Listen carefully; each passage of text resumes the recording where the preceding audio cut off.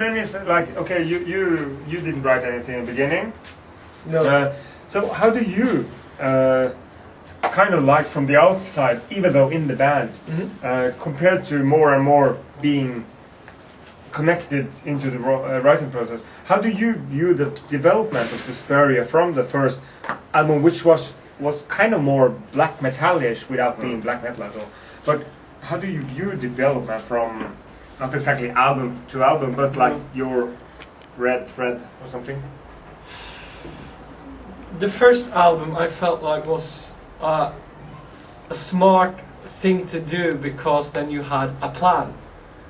You always start out with a plan.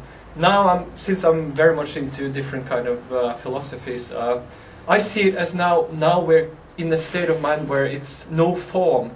We started out with a form, we ended up with no form. In that kind of state, that is, now we just make the music. Everything is allowed. You don't sit down and really think, if I do like this and this riff, then it will turn out like this. Now it just flows. When we started, as I said, he was kind of the no, but in a good way, because if it weren't for the fact that you did what you did, we wouldn't have had a contract with Nuclear Blast. If it weren't for the fact that you said, this is how we're going to do it, it might have taken even 5 years to make an album, because everybody then would have had something to say. So it was a very good thing as a beginning. And then after a while he started trusting us more. Don't get me wrong, because he has always trusted us, but trusted us more within the music writing.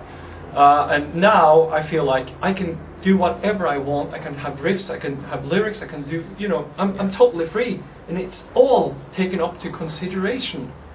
But do you have a leader who says, like in a few other bands, they always have this front figure who says, okay, we can't use this after discussion. I mean, you have to have one, not leader, but you have to have one who says yes or no in the end. It's if total, you don't compromise. It's democracy. Total democracy. It's up to vote, and we agree on it. Luckily, you are five. Maybe in the band, so they can never be like two. Maybe we have to just make some, you know, crappy compromises for some, because the choices we make are not that popular with everyone. But we have agreed on this. It's a democracy. So if the majority goes for this, and this, we do it, and the others just have to live with it. And the next time around, it's maybe the other half of the band that are not that satisfied, but it works that way. And in the end, I think it's really important, especially when we stick together for so many years, that everybody feels like we're the same group, we're like equal, we're on the same level. And because sometimes you can feel that you're just in the band, just playing in the band, you're not creating anything, and I think it's important that everybody's doing something. It's kind of, because since every single musician I know got a big ego, which is good. Everybody needs to express themselves. And if I, for instance, were to play in a band like I did, and I'm not in that band anymore, just were a musician who had nothing to say. If I said anything, they were like, yeah, we hear you, fuck off. What's the point? I mean, everybody, as a musician, as an artist, needs to, you know, express themselves. And that's what we do in SUSPERIA, and that is what is the beauty of the band right now. Because it's like, as I said, I feel free, totally. At the same time, SUSPERIA has the way I vision it, a kind of defined identity. Definitely. So you have to put it within the SUSPERIA frame, whatever you do. So when somebody comes up with this fucking crazy idea about whatever, like bringing in some female vocals, and the other guys are, no, this is not SUSPERIA, we have never done it, like, this is not SUSPERIA.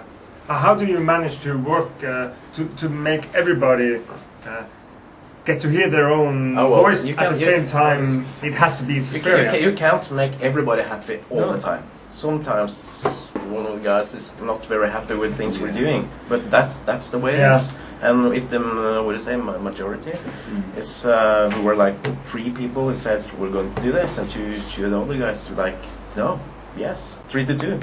And it's all about trust, because maybe he doesn't like one of my ideas, and I tell him, trust me, just let me try to do this. And in the end, most of the times, he comes later, fucking worked. Yeah. Nice job, you know? Yeah. And the beauty of SUSPERIA is that we're not bound to this little box of elements or styles or everything.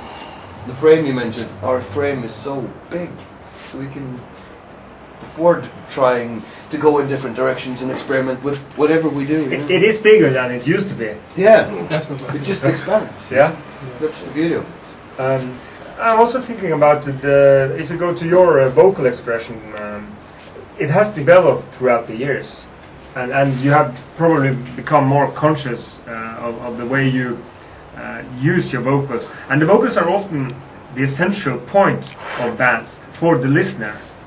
Yeah. At least in my opinion, because you can have this fantastic album, great music, and you have this fucked up vocals where you can't hear the single fucking thing. So you have to fit it in, and as you develop as a band, it's very important that you develop as a vocalist, I think. So how do you feel that your developments up to now has been? Well, going back to the Dark Ages. well, going back to the start where we said, you know, he presented the 10 songs, that's the way it's going to be, and we had, you know, Judo, fresh off Dimmu Borgir, with the whole black metal elements, and Cyrus was also into that kind of music back then, and we had Nuclear Blast, and we were supposed to be a black metal band, and the songs he presented were, as you said, more blackish. So, of course, the most natural thing for me to do as an unexperienced vocalist back then was just to go with that vibe, you know, and do the shrieks and screams of the grim black metal style, and Drinking a liter of vodka.